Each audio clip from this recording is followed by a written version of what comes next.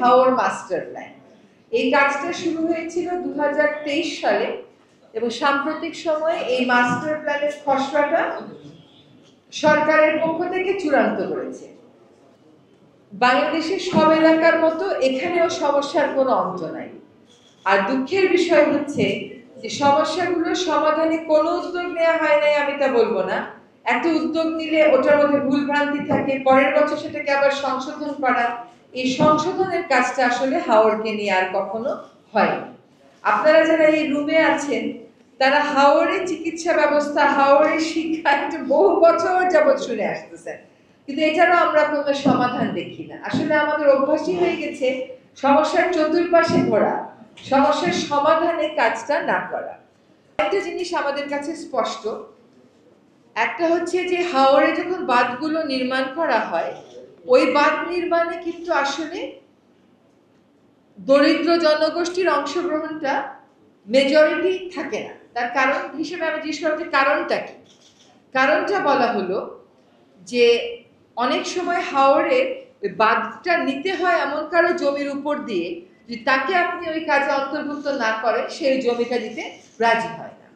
সেখানে আমরা একটা সংশোধনী এনে সত্যিকার অর্থে যাদের এই কাবিটা, কাজের বিনিময়ে টাকা বলা হয়, এখানটার টাকাটা পাওয়ার উচিত তারাই যেন অংশগ্রহণ করতে পারে। তো সেটা 50-50 হবে নাকি 70-30 হবে সেটা আমরা এখনো চিন্তা করছি, আর সময়টাও আমরা ওইভাবে ব্যাখ্যাটা দিয়ে রাখবো। আরেকটা হচ্ছে যে এবার যখন হাওরের বাঁধগুলো হয় তখন কিন্তু আমি স্থানীয় পর্যায় থেকে বিভিন্ন জায়গায় কয়েকজনকে সরকারের সাথে ট্যাগ করে দিয়েছিলাম যে ওরা মনিটর করবে। এক পর্যায়ে দেখা গেল ওই এমব্যাঙ্কমেন্ট গুলো করার ক্ষেত্রে মাটি পাওয়া যাচ্ছে না, কারণ মাটি কোথা থেকে আনে, মাটি আনে ওই যে কাবিটার ভিতরে অন্তর্ভুক্ত তার জমি থেকে তুলে নেয়।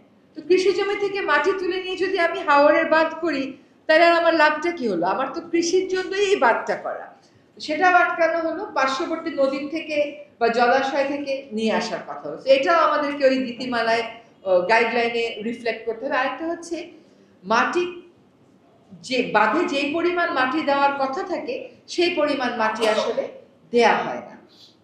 এখন সেটারও একটা মনিটরিং মেকানিজম যদি ওই এলাকার স্থানীয় জনগোষ্ঠী ওইটার ভিতরে ইনক্লুডেড থাকে। আমাদের তো সবকিছুর মধ্যে একটা রাজনীতি আছে। তো আসলে সত্যিকার অর্থে যাদের ওই কাবিটার টাকাটা দরকার, যারা সত্যিকার অর্থে লেবার হিসেবে কাজ করতে পারবে বা কাজ করে, তাদের সংখ্যাই আমাদের সেখানে বাড়াতে হবে। ফলে হাওর মাস্টার প্ল্যানের পরে দ্বিতীয় কাজটা হচ্ছে যে হাওরে বাঁধ সংক্রান্ত যে গাইডলাইন সেটাও আমরা সংশোধনী প্রায় চূড়ান্ত করে এনেছি, তারপরে সকলের মতামত নিয়ে আমরা ওয়েবসাইটে দিয়ে দেব। 3 নম্বর হচ্ছে হাওর প্ল্যান্টেশন। এই যে আজকের প্রেজেন্টেশনে বলা হলো যে 90% গাছই কেটে ফেলা হয়েছে জ্বালানির জন্য। এখন আমি নিজেই কিন্তু হাকালুকি হাওর নিয়ে মামলা করেছি যে প্রায় লক্ষাধিক গাছ কেটে ফেলা হয়েছে। তখন তো বেলায় ছিলাম, জিজ্ঞেস যখন করতাম ডিপার্টমেন্ট অফ এনভায়রনমেন্ট কিন্তু কত গাছ লাগিয়েছিলেন, বলতো ফাইলটা আমাদের এই অফিসে নাই, হেড অফিসে আছে। তো এখন বের করেছি যে কত গাছ ছিল। এখন আবার গতকালও সিসিএফ সাহেবকে বলেছি এবং হাওরের উপর নির্ভরশীল কয়েকজনের থেকে তালিকা নিয়েছি যে কোন কোন হাওরে আসলে বৃক্ষরোপণ সম্ভব।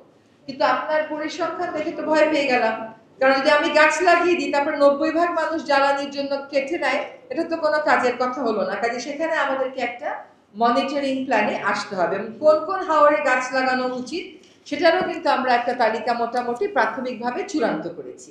হাওরের গাছটা লাগাতে হয় নাকি অক্টোবর-নভেম্বর, পানি টান দেওয়ার পরে, তার আগে না। আরেকটা হচ্ছে হাওর ট্যুরিজম। হাওর ট্যুরিজমটা এমন অনিয়ন্ত্রিত হয়ে যাওয়ার তো কথা ছিল না। স্থানীয় পর্যায়ে তো প্রশাসন কাজ করে। তো যাই হোক, আমাদের এখন হাওর অধিদপ্তরের যিনি ভারপ্রাপ্ত ডিজি আছেন তাকে আমি পাঠিয়েছিলাম স্থানীয় প্রশাসনের সাথে কথা বলে আমরা একটা সুরক্ষা আদেশ, পানি আইনের অধীনে আজ পর্যন্ত কোথাও কোনো কাজ হয়নি, 2013 সালের পানি আইন, সেখানে সুরক্ষা আদেশ দেওয়ার বিধান আছে। তো আমরা হাওরের ট্যুরিজম নিয়ন্ত্রণে সুরক্ষা আদেশের খসড়াটা প্রস্তুত করছি এবং আশা করি এটা চূড়ান্ত করে দেবো। দেখেন হাওরের বাস্তবতাটা এমন, মানুষ যদি না দেখে সে ওটাকে তো উপলব্ধি করতে পারবে। একটা যে মানুষ দেখুক, কিন্তু একটা তো সীমা থাকতে হবে। একই মানুষ প্রতিবার যাবে, অন্য মানুষেরা যাবে না।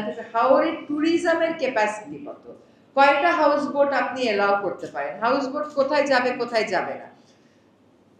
ধরেন সবকিছুই সরকার করে না এটা বুঝলাম, ধরেন সরকার করে দিল, কিন্তু ট্যুরিস্ট যদি হাওড়ে যাওয়ার সময় ওই যে আওয়াজ সৃষ্টি করে গান বাজানোর যন্ত্রটি লাউড স্পিকার নিয়ে যায়, এখন সরকারের পক্ষে কি 20,000, 50,000, 30,000 মানুষকে দাঁড়িয়ে দাঁড়িয়ে পাহারাটা দেওয়া সম্ভব হবে?